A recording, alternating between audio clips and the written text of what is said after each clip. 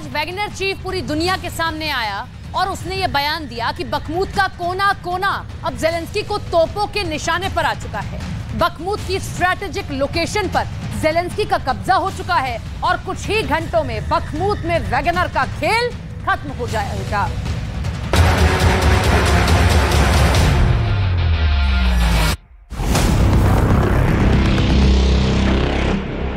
Второй он занял тактические высоты, с которых Бахмут находится как на ладони.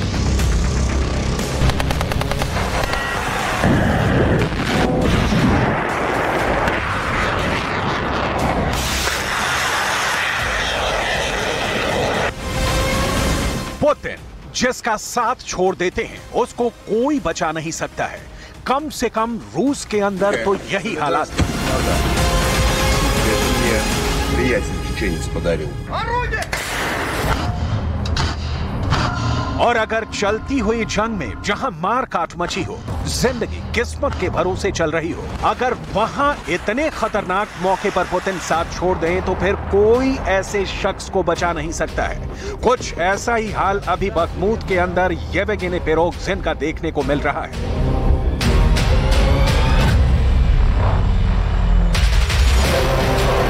Bakhmut में लड़ रही खूंखार सेना वैगनर के चीफ पिरोगजिन को अपनी ताकत पर काफी घमंड था, लेकिन अब पिरोगजिन का हाल क्या है जरा देखिए।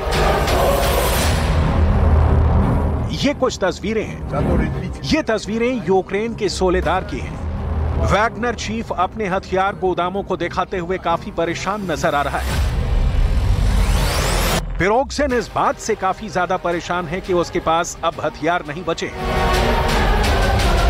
पिरोगजिन ने इन हथियार गोदामों का दौरा करते हुए ये कहा कि अब उसके पास सिर्फ यही थोड़े से हथियार बचे हैं और ये उसके सैनिकों की जान बचाने के लिए पर्याप्त नहीं है।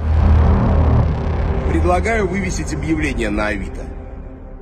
Меняю вооружение на армию в 1 миллион человек на боеприпасы артиллерийские для ближнего боя 300 тонн в сутки.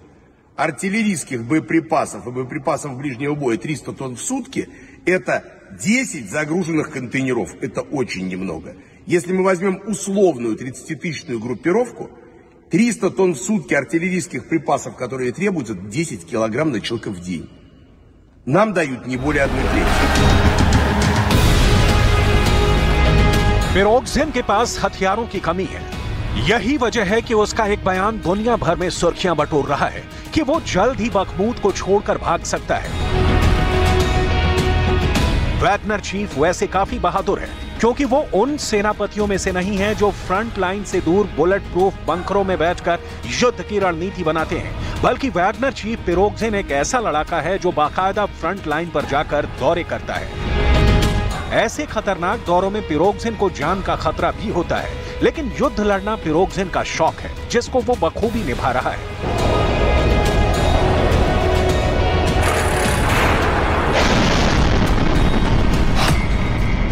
वैगनर चीफ पिरोगजिन रूस का एक शक्तिशाली व्यक्ति रहा है। पिरोगजिन के पास रूस में बड़ी संपत्ति है और वो युद्ध में अपनी जान नहीं गंवाना चाहता है। शायद इसीलिए अब वो युद्ध से भागने की फिराक में है।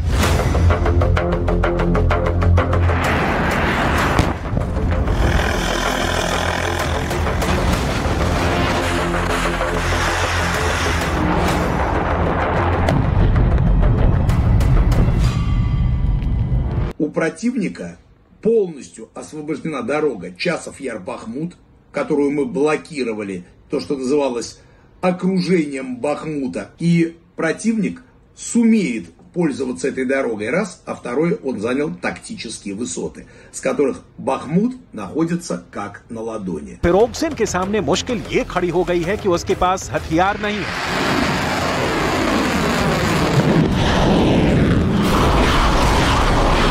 बखमूत के तमाम रास्तों पर यूक्रेन की आर्मी कब्जा करने की कोशिश में जुटी हुई है।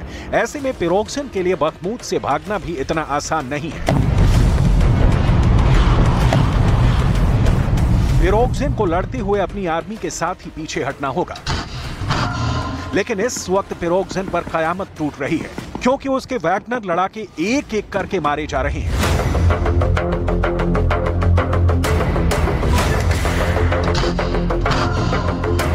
министр обороны и начальник Генштаба добились своими действиями сначала сокращения численности ЧВК «Вагнер» для того, чтобы мы не могли держать фланги.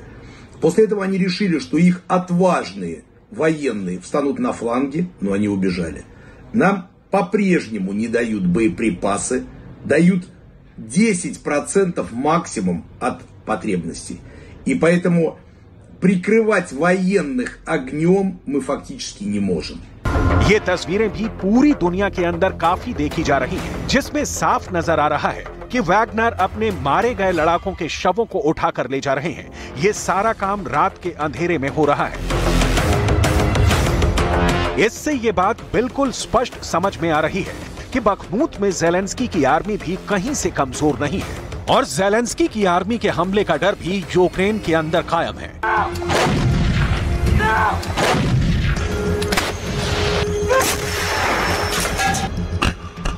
बखमूत में ज़ेलेंस्की के ताबड़तोड़ हमलों से कई वैगनर अपनी जान गंवा चुके हैं, लेकिन मारे गए वैगनर के आंकड़ों को लेकर अब तक कोई सटीक जानकारी किसी के भी पास नहीं है।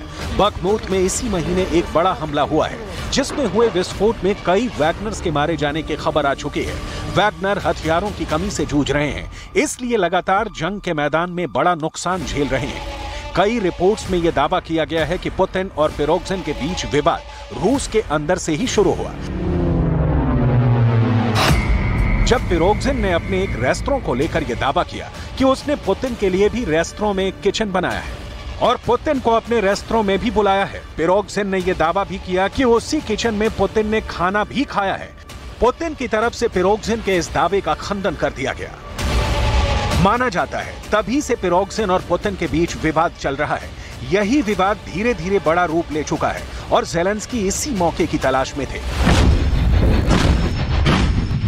Фланги сыпятся, фронт проваливается, и попытки Министерства обороны в информационном поле каким-то образом сгладить ситуацию, она приводит и приведет к глобальной трагедии для России.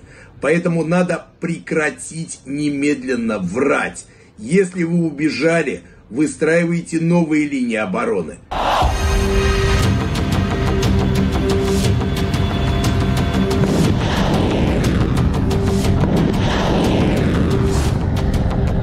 दरअसल वैगनर के लड़ाकों से ज़ेलेंस्की सबसे ज्यादा नफरत करते हैं, क्योंकि ये वैगनर ही है जिन पर यूक्रेन की फौज और यूक्रेन के लोगों पर अत्याचार करने का आरोप लगता है। वैगनर किसी नियम कानून के दायरे में नहीं बंधे हैं और ना ही इनके ऊपर किसी का जोर चलता है।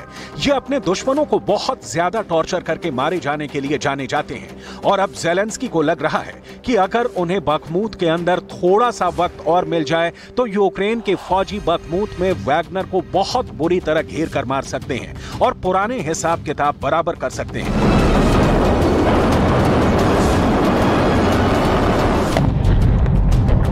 और वैगनर चीफ के रिश्ते तल्ख हो गए हैं। दरअसल खार्किव में हार के बाद वैगनर चीफ ने रूस की आर्मी के कई अफसरों की आलोचना की थी और इसी वजह से पुतिन के करीबी फौजी अफसरों ने वैगनर चीफ के खिलाफ एजेंडा चलाना शुरू कर दिया था, जिसका असर ये हुआ कि पुतिन और वैगनर चीफ के बीच दूरियां बढ़ गईं। रूस के एक मानवाधिकार कार्यकर्ता ने भी इस दावे की पुष्टि की थी। Информация.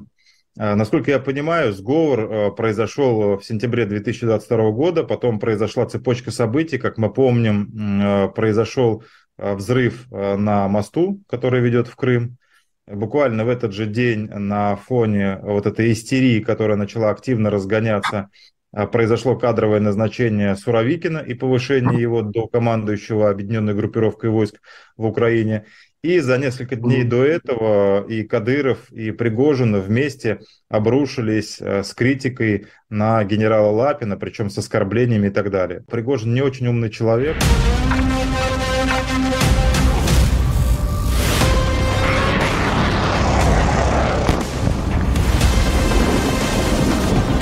लेकिन बड़ा सवाल यह भी है कि क्या वैगनर की बगावत पुतिन के लिए एक सिरदर्द है? क्या वैगनर की प्राइवेट आर्मी बनाकर पिरोग्जिन इतने ताकतवर बनना चाहते हैं कि मॉस्को में भी तख्ता पलट कर दें? पुतिन और वैगनर चीफ के मनमुटाव की खबरों को अमेरिका के think tank institute for the study of war ने प्रोपेगेंडा करार दिया है।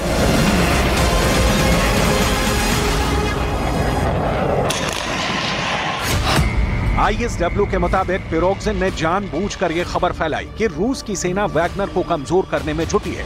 पिरोग्जिन ने रूस की सेना के इस साजिश में पुतिन की शय होने का भी दावा किया। पिरोग्जिन ने खुद दावा किया कि इसे लेकर उससे मीडिया लगातार सवाल कर रही है, लेकिन अब ISW के मुताबिक पिरोग्जिन ने यह सब कुछ प्लानिंग के तहत किया।